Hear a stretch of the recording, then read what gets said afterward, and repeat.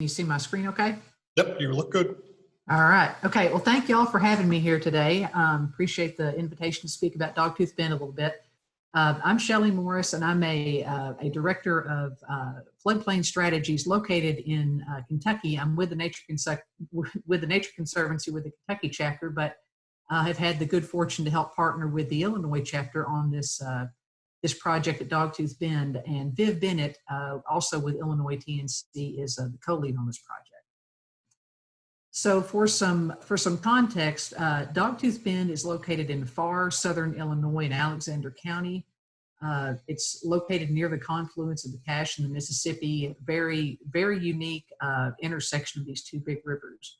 There's about a 17,000 acre area behind the Len Small Levee, which is it's a non-federal levee. It's a privately owned and managed levee.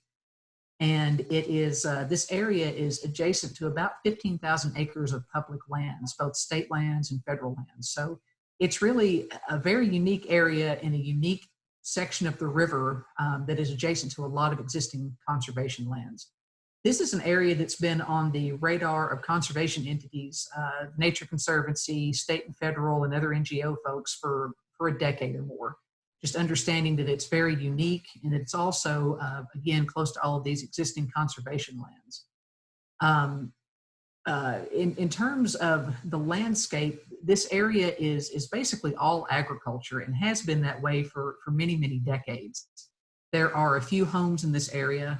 There are less homes now than there have been in previous years, but by and large, it's a very agricultural landscape. And although this land has flooded off and on through the history of time, since about 1993, this area has been subjected to a lot of repeat flooding.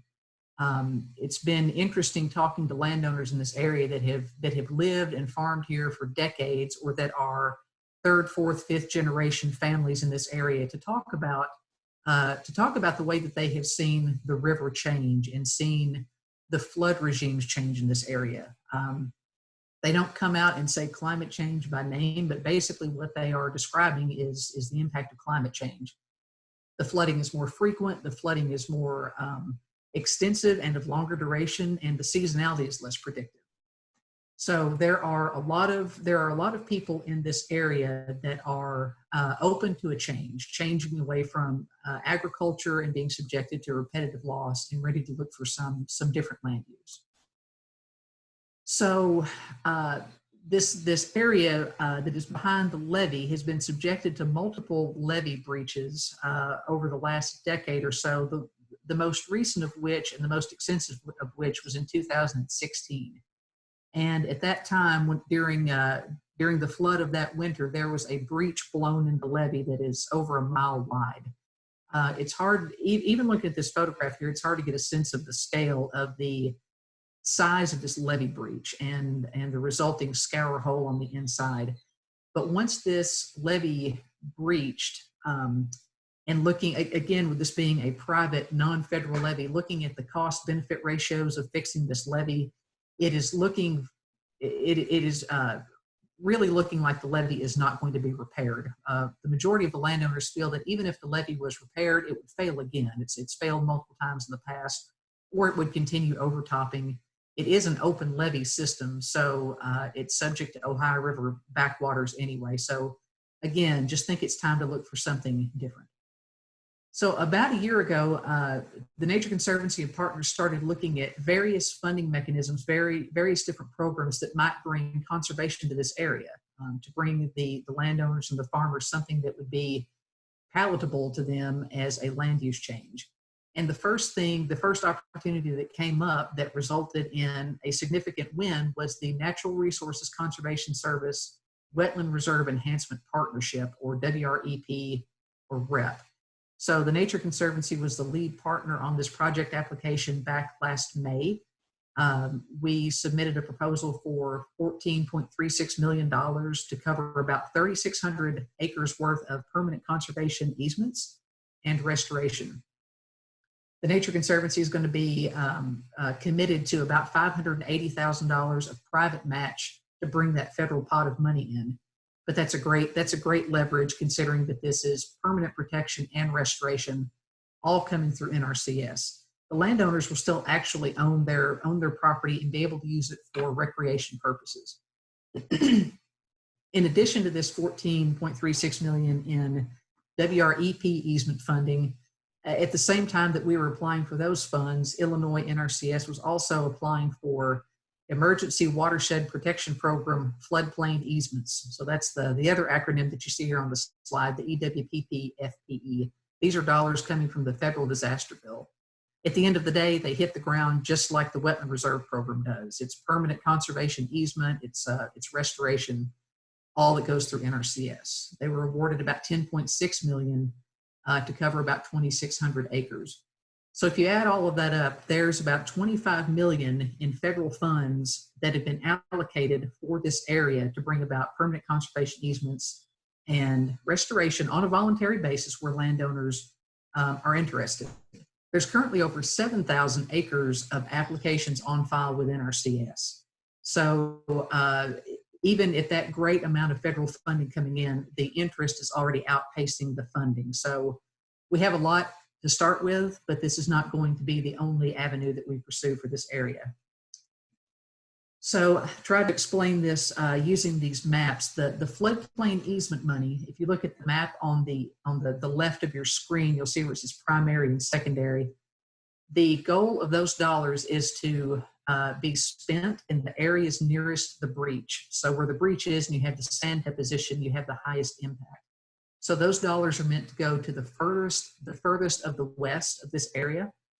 And then beyond that, the WREP dollars are intended to tack onto that in a contiguous way across that breach path of the peninsula there. So the ultimate goal is to try to get as much of the flow through area into easement and restored in some way, shape, or form as possible.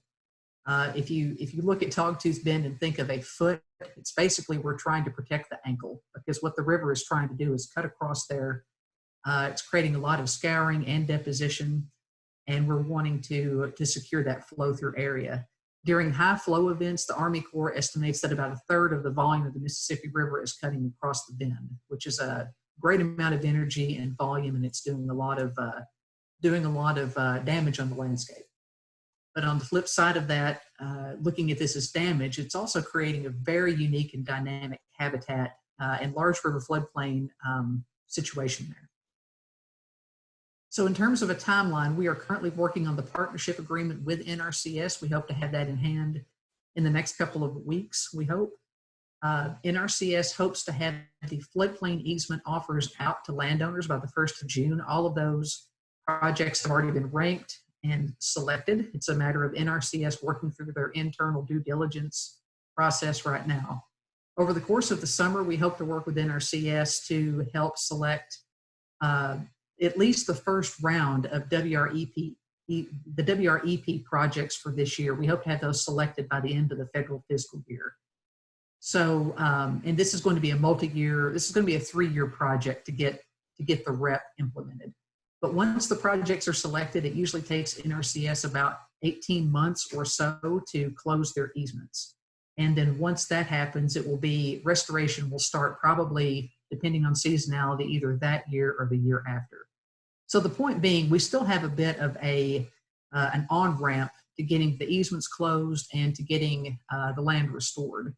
But we have a lot of money to work with and a lot of interest in the program, so that's a good thing. This just gives us more time to do restoration planning, for one thing, because this is a very, very unique system, and we are trying to pull partners together to get as much input on restoration as possible.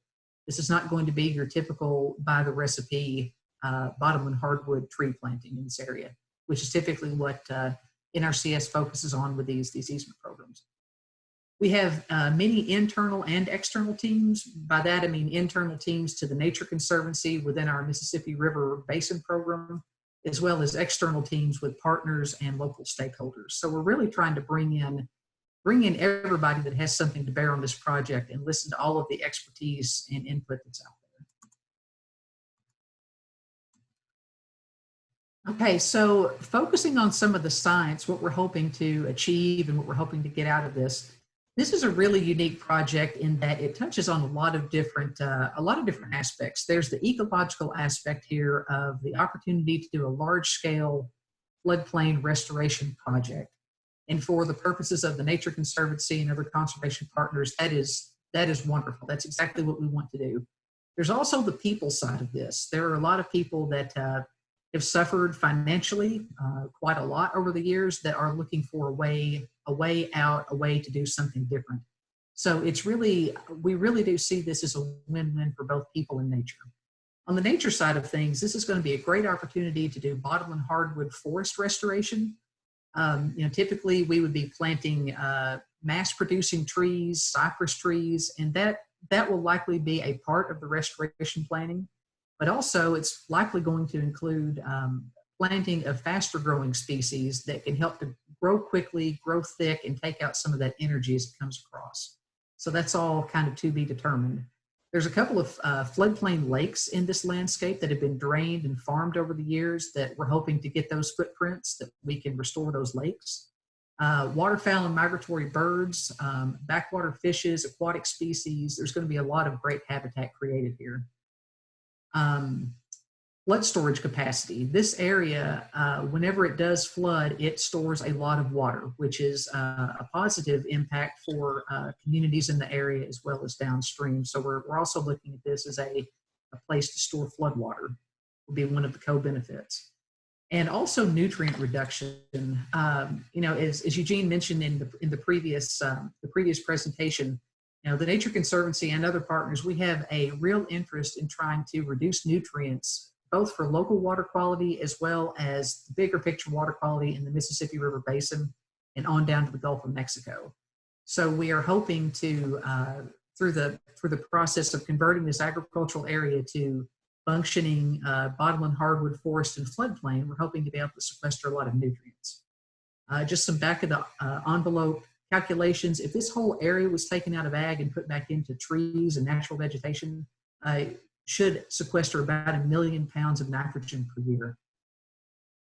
We are just now talking to some various academic folks looking to try to get some baseline monitoring underway, especially with nutrients, but also with flora and fauna. We'd like to do this right off the bat with some baseline monitoring and also be able to carry this research and monitoring forward through the years as these areas get restored and they mature, and look to see how these areas adapt and change once they're restored. So we're working right now to try to get some monitoring in place to be able to bring some real beneficial science to this area that will be beneficial not only just for the body of scientific knowledge, but also for NRCS from a programmatic standpoint, adaptive management, and also that rolls up into the world of policy and funding. The more that we can show that these areas are actually providing a lot of co-benefits, ecosystem benefits, the more we can support full funding for these programs. So I'm gonna end quickly here with 3 more slides just to show kind of a changes through the years of this area. So this is some satellite imagery from 1985. 1993 kind of marks the line in the sand, so to speak, of whenever the real frequently repetitive issues started at Dogtooth Bend. So this is before that time. You can see by the imagery here, a lot of agriculture, a little bit of trees, a lot of agriculture. This is May 16, 2019, so post-breach, but also during the major flood of 2019. You can see just the inundation over this area. You can see how the extent of the water. And once the water goes down, here's what you're left with. You can see there to the west of the screen the breach, the scour hole, and then all of the deposition there on the landscape.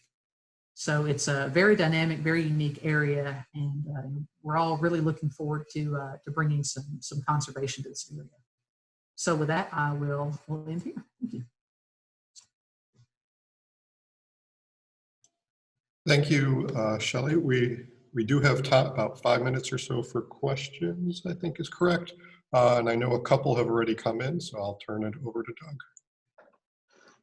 Thanks, Shelly. Why not let the river extend through that area and shorten the distance? Yep, that is a question that we've heard asked many times, and basically what it amounts to is it would really cause a lot of problems if that happened, and specifically with navigation. If the river was allowed to cut through here, I forget the numbers off the top of my head, but it would basically take out a very significant amount of length of the river. And because of head cutting, it would cause issues way north up the main stem of the river. So basically it would cause a tremendous impact to navigation, which with the Army Corps, that is one of their main authorities, is to maintain a navigable channel on the Mississippi River. So that is something that cannot be allowed to happen. Yeah, non-starter. Non-starter. How are the entities involved in this project able to overcome landowner and local government apprehension related to local property tax assessments?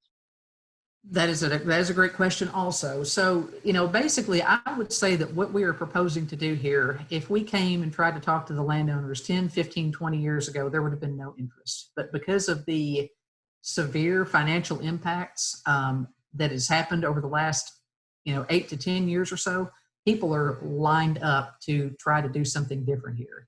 The property tax situation is one that we are all aware of. We do not have an answer to it yet, but everybody is trying to wrap their heads around that and try to figure out the best way to mitigate the potential financial impacts of taking this land from agriculture to conservation. So it's one that we're aware of, and we're trying to work together to find ways to mitigate. Is it true that because of the flooding that has happened and is anticipated, that the tax on the land could potentially go down anyway because they're not successfully getting crops off of it? That's getting into some PVA stuff that I don't quite know the answer to, but I believe that after a certain number of years, land can be classified as wasteland, and I don't know what that cutoff is, how many years that is, but I think at some point the land could be reclassified from agriculture to wasteland. The other situation that folks are running into right now, financially speaking, is crop insurance. They have had so many claims over a not very long period of time. A lot of them are bumping up the caps for crop insurance. Good. Is any consideration being given to how common and big-headed carps might be managed in the restored aquatic habitats? I can't say that we've gotten very far with that notion. I think everybody realizes they're already in there. I mean, anywhere that there's some standing water, they've already washed in. They're already probably in that area. Now, in terms of trying to manage them, I don't really have a good answer to that yet. But I know that we'll be wanting to learn from you, Doug, with your lessons from Imaquan, because that will be a thing to consider as we move forward. Another question, is there any thought on what can be done with a massive deposition of sand near the breach? So in times past, folks have gone out there and tried to level that stuff out and move it. It just moves right back. It's like sand dunes that blow in the wind. And every time the water comes up, where you have a pile in one place, it moves to another place. The sand is kind of there. So trying to look at a silver lining to that, there are certain species that really depend on that dynamic, really sandy habitat, such as the Illinois chorus frog, interior least terns in some areas. So we're hoping to work with the sand and not against it. But there is a lot of sand there. That scour hole that you see closest to the breach, the hole is about 80 feet deep. So, I mean, there's a tremendous amount of sediment that came out of that thing and that's gone across the landscape there. And I would just add that on the upper Miss, as you get north of this area, those areas are in short supply. And for those species that are obligates of that type of habitat, they're in high demand. And so right. Sand isn't necessarily a bad thing. Definitely. We're going to try to work with it and see the benefit of it. Here's another question about the archaeological sites. Are you aware, have you received any information on Dogtooth Bend Mound's archaeological site? And are you aware of any steps being taken into account for the restoration? In the '93 flood, NRCS badly damaged this important archaeological site, and any sign of advocates for archaeological resources on this project that you're aware of? So that's a really good question. I'm going to flag that because I think that's something that we definitely need to keep in mind as we move forward. Everybody realized there are significant archaeological resources out here. Now, what specifically happened after 93, I can't answer to that, but we know that archaeological resources are a thing out here. Any of these easements that are put into, any of these lands that are put into NRCS easements, they will go through an archaeological review as part of NRCS's process. And there's going to be some places that just can't be restored, or at least they can't actively be restored because of the archaeological resources there. But I think as we move forward, having some communication with the state historic preservation officer or others to get their feedback, I think would be really useful in this project.